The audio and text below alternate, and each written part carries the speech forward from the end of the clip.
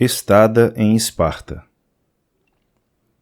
Chegaram a Lacedemônia, terra cheia de grutas, e conduziram o carro para o palácio do rei Menelau. Encontraram-no oferecendo uma festa nupcial a muitos familiares, pelas bodas do filho e da filha. A filha seria enviada para casar com o filho de Aquiles.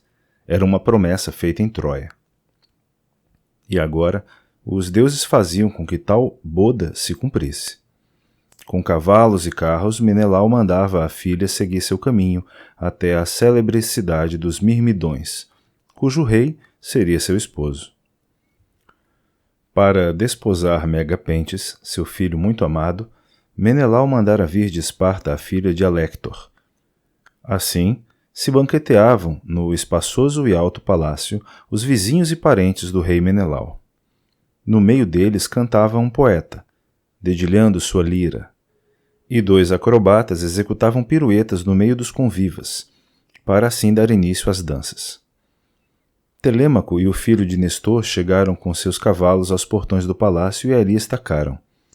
Vinha saindo o escudeiro de Menelau, o ágil Eteoneu. Viu-os e atravessou o palácio para dar a notícia ao rei. Aproximando-se dele, assim falou. Estão aqui 2 estrangeiros, ó Menelau, 2 homens que parecem da linhagem de Zeus. Mas diga-me, deveremos desatrelar seus velozes cavalos ou mandá-los para a casa de outro, que os acolha com gentileza? Com grande irritação lhe respondeu o loiro Menelau. Anteriormente não tinha por hábito ser tolo, ó Eteoneu, mas agora diz tolices, como uma criança? Desatrele já os cavalos dos estrangeiros e traga-os, para que se juntem à nossa festa. Assim falou, e Eteoneu apressou-se pelo palácio, chamando outros escudeiros para seguirem atrás dele. Tiraram o jugo dos cavalos suados e em seguida foram amarrá-los nas cavalariças, atirando-lhes cevada para comer. Depois encostaram o carro contra as paredes resplandecentes e conduziram os hóspedes para dentro do palácio. Telêmaco e Pisístrato ficaram boquiabertos ao ver o palácio de Menelau, pois no ouro reluzia o brilho do sol, na prata reluzia o brilho da lua. Gozaram bem a vista de toda aquela magnificência e em seguida foram tomar banho em banheiras polidas. Depois que as servas os banharam e os ungiram com azeite, atiraram por cima do corpo deles capas de lã e túnicas. Sentaram-se em seguida ao lado de Menelau, filho de Atreu. Uma serva trouxe um jarro de ouro com água para as mãos, um belo jarro de ouro, e verteu água numa bacia de prata, e junto deles colocou uma mesa polida. A venerável governanta veio trazer-lhes o pão, assim como iguarias abundantes de tudo o que havia. O trinchador trouxe travessas com carnes variadas e colocou junto deles belas taças de ouro. Cumprimentando-os, disse-lhes o loiro Menelau. Alegrem-se com a comida? Agora não precisam falar. Depois do jantar, perguntaremos o nome de vocês. Mas uma coisa eu vejo já, não se perdeu a linhagem de seus progenitores. Tanto um como o outro são da raça de reis. Nenhum homem vil poderia ter gerado filhos como vocês. Assim falou, e com as mãos pegou no gordo lombo assado do boi, pondo-o diante deles, como sinal de grande honra. E eles se lançaram às iguarias que tinham em sua frente. Quando afastaram o desejo de comida e de bebida, então falou Telêmaco ao filho de Nestor, aproximando dele a cabeça para que os outros não ouvissem. Filho de Nestor, que encanta meu coração. Repare bem no brilho do bronze em todo o palácio ecoante, no brilho de ouro, âmbar, prata e marfim. Assim será o interior da corte de Zeus, tal é a abundância. Olho para tudo absolutamente espantado. Enquanto Telêmaco dizia essas palavras, ouviu o rei Menelau, que logo lhe disse: Queridos filhos, com Zeus nenhum mortal pode competir. Imortal é seu palácio e imortais são seus bens. Alguns homens rivalizariam comigo em riqueza, outros não. Pois é verdade que após sofrimentos e errâncias, eu trouxe para casa estas riquezas nas naus, no 8º ano. Andei perdido por Chipre, pela Fenícia e pelo Egito. Cheguei aos etíopes e estive na Líbia, onde os cordeiros nascem já com chifres, pois lá as ovelhas dão à luz os cordeiros 3 vezes por ano. Nunca há falta de queijo, carne ou doce de leite, porque os rebanhos dão leite para a ordenha durante todo o ano. Enquanto eu vagueava por essas terras, o malvado Egisto me assassinou o irmão. Por isso, não me alegro com as riquezas de que sou senhor. Vocês, se calhar, já ouviram isso de seus pais, quem quer que sejam. Foi muito o que sofri. Mas quem me dera viver numa casa com 1/3 desta riqueza, se ao menos permanecessem salvos aqueles que morreram em Troia. E, embora por todos eles eu chore e me lamente, por todos eles não choro eu tanto como por um homem, quando penso nele. Pois ninguém sofreu como Ulisses sofreu e aguentou. Lamentam-no o velho Laertes e a sensata Penélope, assim como Telêmaco, que ele deixou recém-nascido em casa. Assim falou Menelau, e Telêmaco sentiu vontade de chorar pelo pai. Ao ouvir falar do pai, caíram lágrimas de seus olhos. Levantando a capa purpúrea, cobriu os olhos com ambas as mãos. Nesse meio tempo, saiu de seu aposento perfumado a bela Helena, a mulher mais famosa de toda a Grécia. Com ela veio também a aia Adraste, que lhe colocou um assento. Alcipe trouxe um tapete de lã macia, e outra criada trouxe um cesto de prata que ele oferecera ao Candre, que vivia na egípcia Tebas. Ela oferecera a Helena presentes lindíssimos, uma roca dourada e um cesto provido de rodas, prateado, com os rebordos embutidos com ouro. Foi esse cesto que a criada trouxe e colocou junto da rainha, repleto de fio bem fiado, e sobre ele estava deitada a roca, com lã da cor da escura violeta. Helena sentou-se no trono, sob o qual estava um banco para os pés, e logo interrogou o marido com estas palavras: Quem são estes jovens, ó Menelau, que chegaram à nossa casa? Deverei disfarçar ou dizer a verdade? Mas o coração impele-me a falar. Afirmo que nunca vi pessoa tão parecida com outra como este jovem com Ulisses.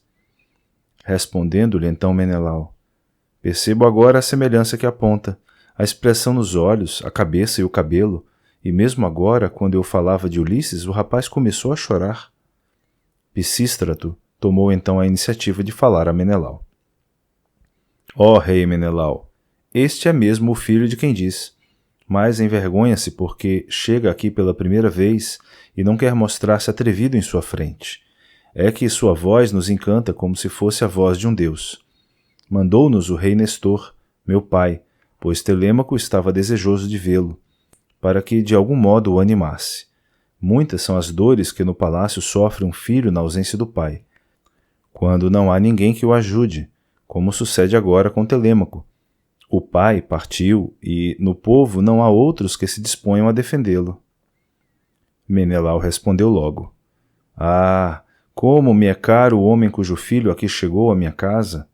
Teria dado a ele uma cidade para habitar e um palácio teria construído para ele, depois que o tivesse trazido de Ítaca com suas riquezas, com seu filho e com todo o seu povo. Vivendo aqui perto, iríamos nos ver com frequência, e nada nos separaria no comprazimento de nossa amizade, até que nos cobrisse a nuvem da morte. Assim falou, e em todos, estranhamente, acordou o desejo de chorar. Chorou Helena, chorou Telêmaco, chorou Menelau. Nem o filho de Nestor manteve os olhos isentos de lágrimas, pois recordava o irmão que morrera em Troia. Pensando nele, disse o seguinte: Ó Menelau, muitas vezes me disse meu pai, o rei Nestor, que seu entendimento supera o de outros homens. Agora, se possível, deixe-se convencer por mim, pois é triste chorarmos sentados à mesa. Não é que haja mal em chorar quem morreu. Essa é a única homenagem que podemos prestar-lhes, cortar o cabelo e deixar cair do rosto uma lágrima. Na verdade, morreu meu irmão, que não era o mais covarde dos gregos. Porventura eu teria conhecido Antíloco, excelente na corrida, excelente guerreiro. Menelau limpou as lágrimas e disse: Amigo, disse aquilo que teria dito um homem mais velho que você. Graças ao pai que o gerou, fala com prudência.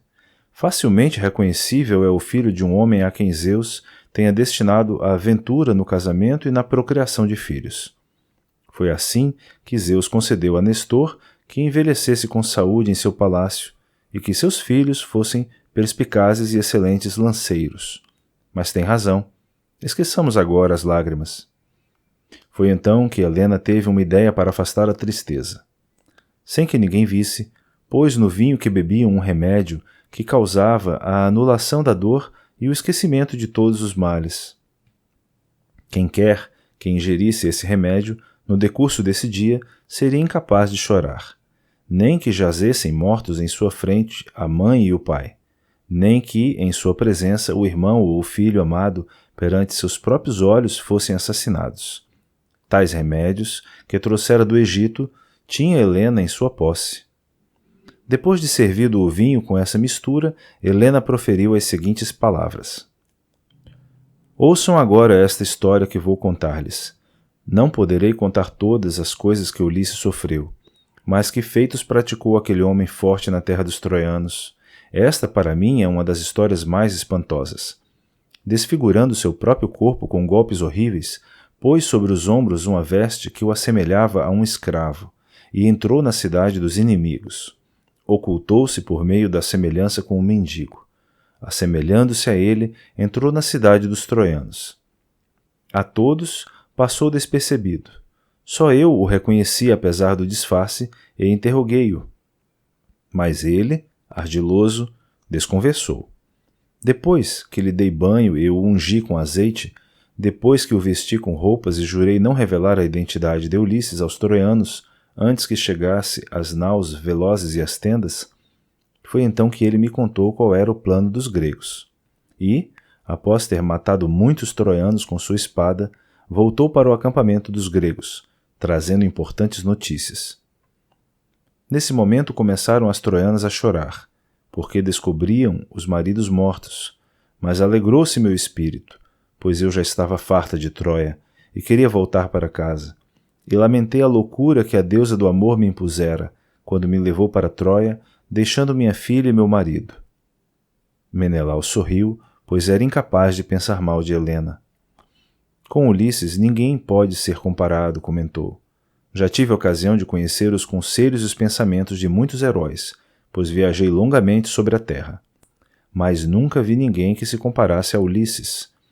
Como aguentou aquele homem dentro do cavalo de madeira em que estávamos todos nós, os melhores dos gregos, para levar a morte aos troianos? Você, Helena, se aproximou nesse momento de certo enviada por um deus que queria conceder toda a honra aos troianos. 3 vezes contornou o cavalo de madeira, sentindo-o com o tato, e chamava alto pelos reis dos gregos, dizendo seu nome e imitando a voz das esposas de todos. Nós estávamos desejosos de nos levantarmos e sair, ou então de responder lá de dentro. Mas Ulisses impediu-nos e reteve-nos. Todos os gregos se mantiveram em silêncio. Só Antíclo insistia em responder à sua voz, mas Ulisses tapou a boca dele com grande firmeza, utilizando suas mãos fortes, e assim nos salvou a todos. Helena, subitamente, talvez incomodada com a conversa, ordenou às servas que armassem camas debaixo do pórtico e que sobre elas pusessem cobertores purpúreos e estendessem mantas, e que lá colocassem capas de lã para Telêmaco e Pisístrato dormirem. As servas saíram da sala com tochas acesas nas mãos e fizeram as camas. Um escudeiro conduziu os estrangeiros, e ali dormiram, no pórtico do palácio, Telêmaco e o filho de Nestor. Quando nasceu a aurora de róseos dedos, Menelau levantou-se da cama, vestiu-se e foi logo ter com Telêmaco. Sentou-se junto dele e perguntou-lhe diretamente: Que necessidade o trouxe até aqui, ó Telêmaco? É assunto público ou privado? Diga-me a verdade.